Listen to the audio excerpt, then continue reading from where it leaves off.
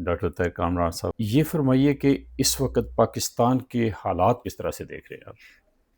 پاکستان بہت ہی عدم استحکام کے دور سے گزر رہا ہے، ہم، اور معاشی جو استحکام ہے وہ بھی کہیں بھی نظر نہیں آ رہا، اور نہ ہی کوئی اس طرح کی آپ امید رکھ سکتے ہیں اشاریے دیکھ کے یا جو اسٹیٹسٹک ڈیٹا جو ہمارے سامنے سے گزرتا ہے ہم، اس سے یہ تو نہیں آپ دیکھ سکتے کہ یہ ایک امید ہے کہ جی چلو آج ہم، ہم مشکل میں ہیں تو ہم، کل ٹھیک ہو جائے گا، ہم، ایسا بھی کوئی سلسلہ نہیں ہے۔ اس لیے تو نوجوان اتنے زیادہ یہاں سے جا رہے ہیں، ہم۔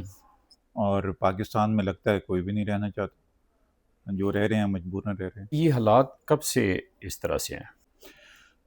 دیکھیے، جب آپ پالیٹکس کو ایک آرگینک اس کی راستے سے اتار دیتے ہیں اور وہاں پہ ایک زور زبردستی کا عمل شروع ہو جاتا ہے، ہم، تو نتائج اسی طرح کے نکلتے ہیں۔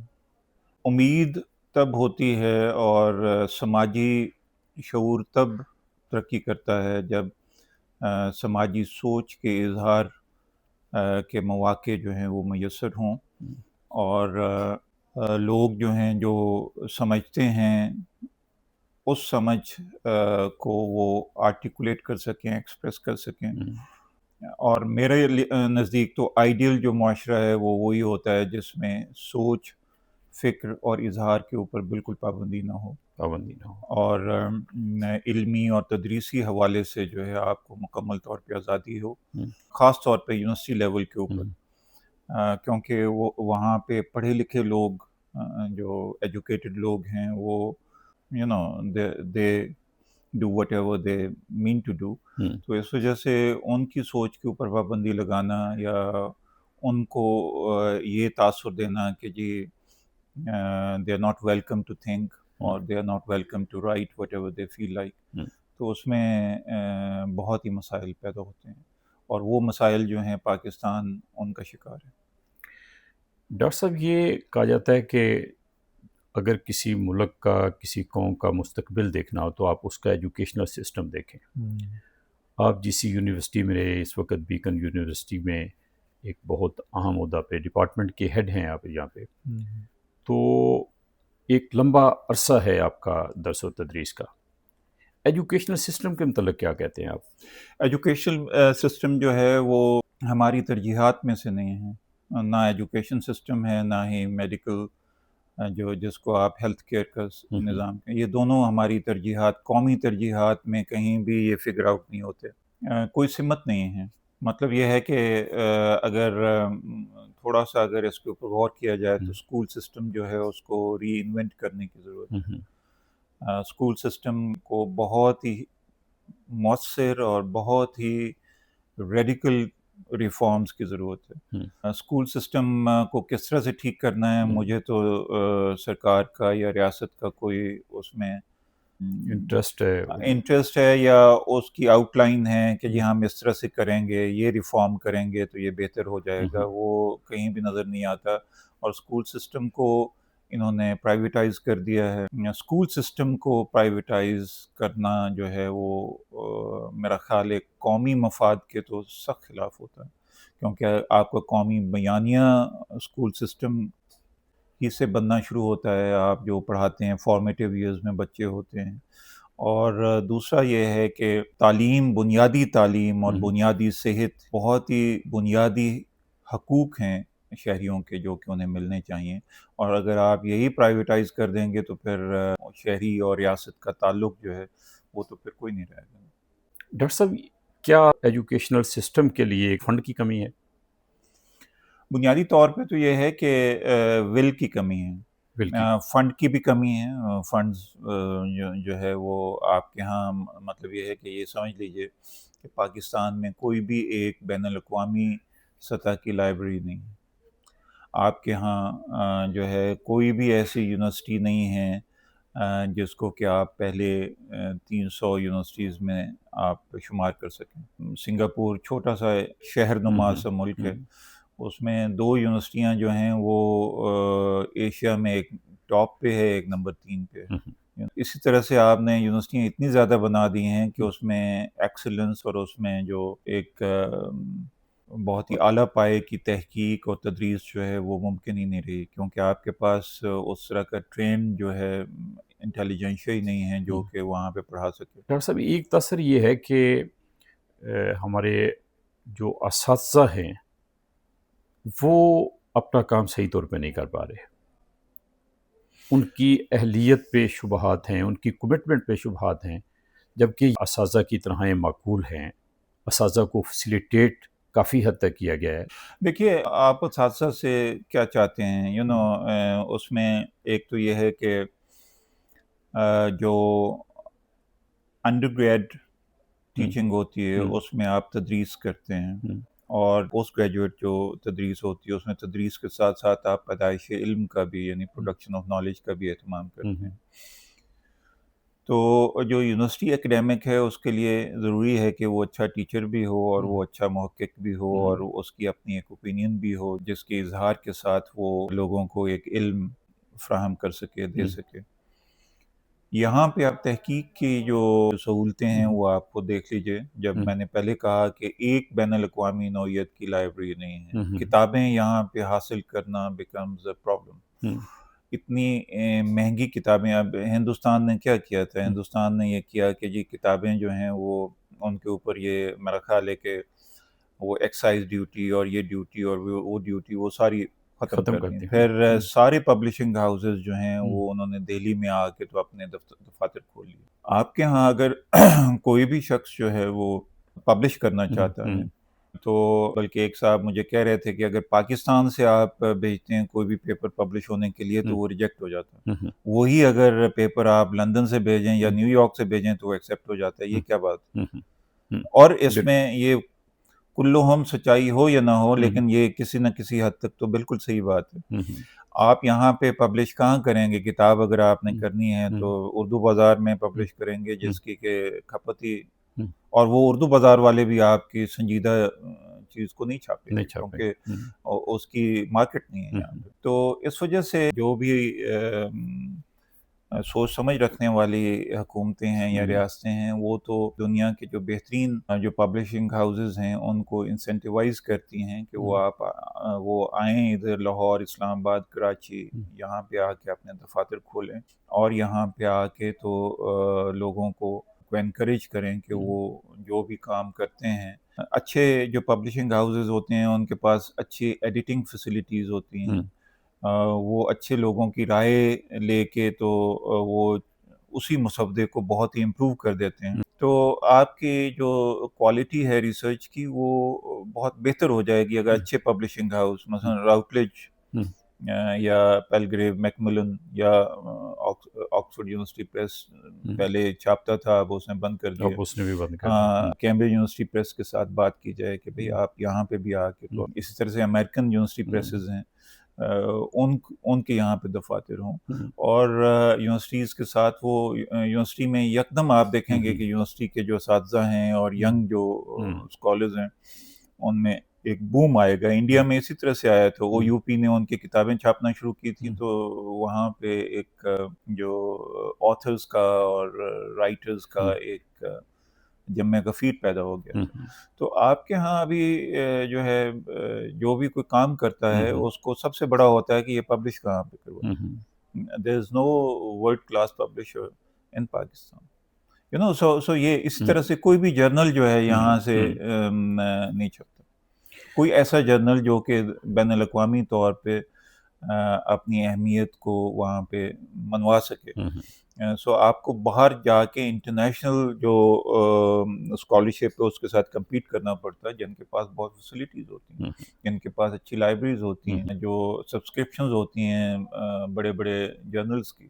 یہاں پہ تو اب ہم لوگوں کو تو باہر اپنے دوستوں سے محنت کرنی پڑتی ہے کہ بھائی یہ ہمیں مقالہ چاہیے تو یہ وہاں سے ایکسیس کر کے تو ہمیں بھیجو۔ سو حالانکہ اب دنیا اتنی سکڑ گئی ہے لیکن ابھی بھی جو ہے یہ مسائل ہیں۔ تو آپ پہلے جو ہے وہ ان کو فیسیلیٹیٹ تو کریں نا اس طرح سے۔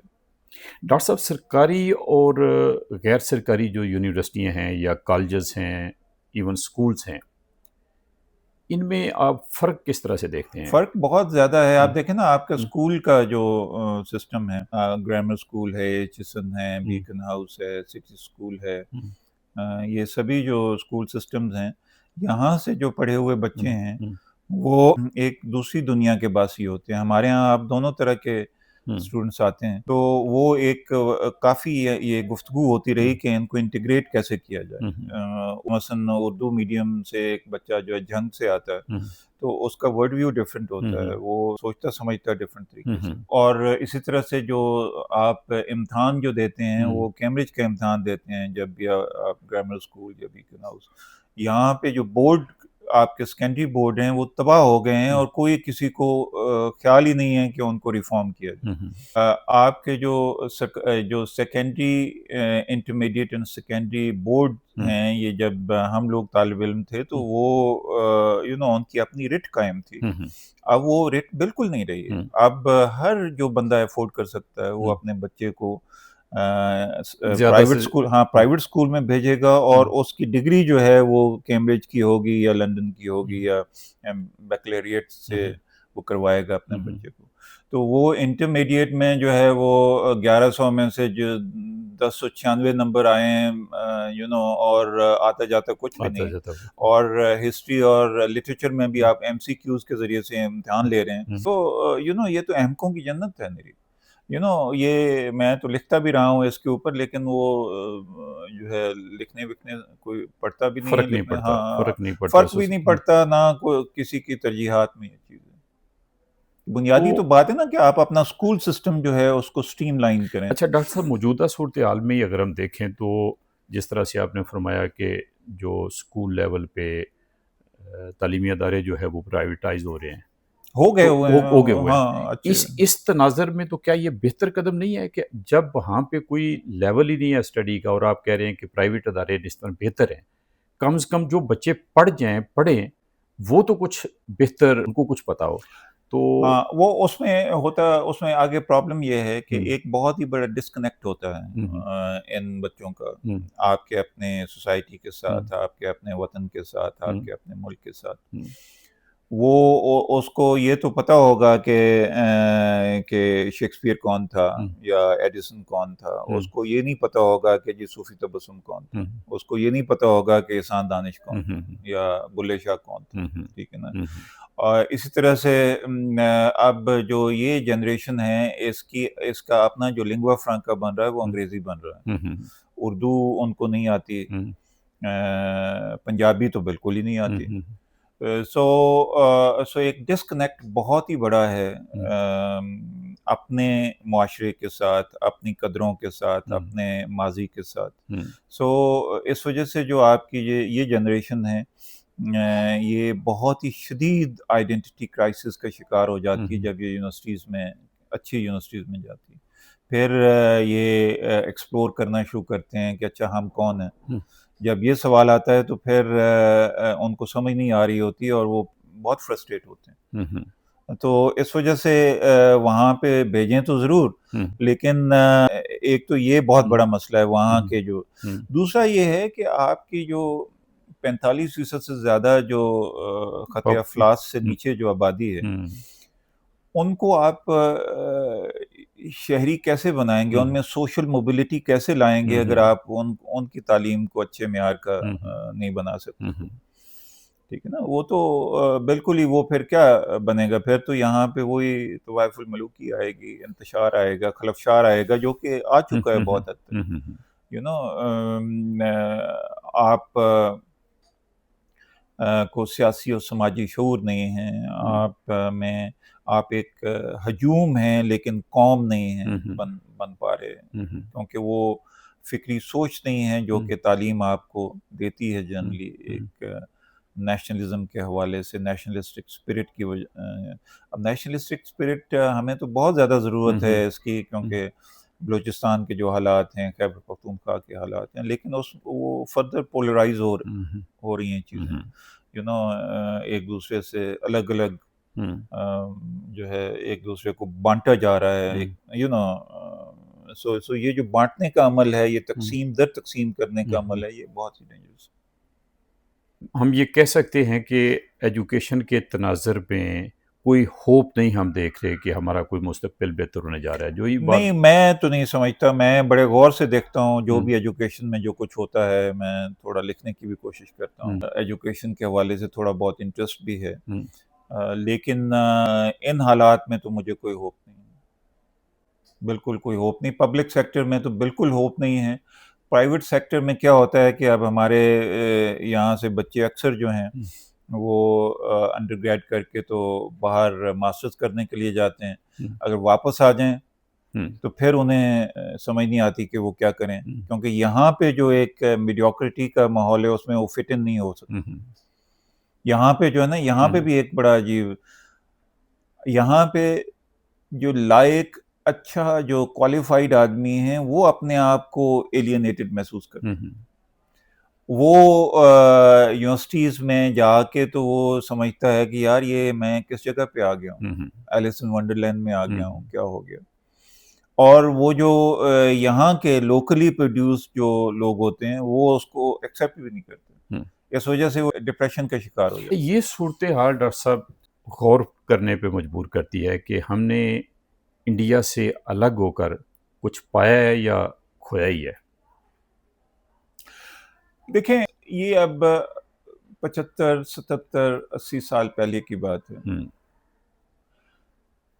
یہ بات بہت اکثر میں بھی کرتا ہوں اور لوگ بھی کرتے ہیں کہ تب کیا آپشنز تھے، تو تب جو بھی لیڈرشپ کو مناسب سمجھ میں آیا وہ کر گزرے، لیکن جو اصل پرابلم ہے وہ یہ ہے کہ ان کے پاس کوئی پلان آف ایکشن نہیں تھا کہ بھئی یہ پاکستان تو ہم بنا رہے ہیں لیکن اس کی یہ چیزیں کیسے چلیں گی، اور پھر سوائے آپ کے دفاع کے اور کوئی بھی چیز ایسی نہیں ہے جس کو کہ آپ نے سنجیدگی کے ساتھ گورننس سٹرکچر کو سنجیدگی کے ساتھ آپ نے نہیں لیا۔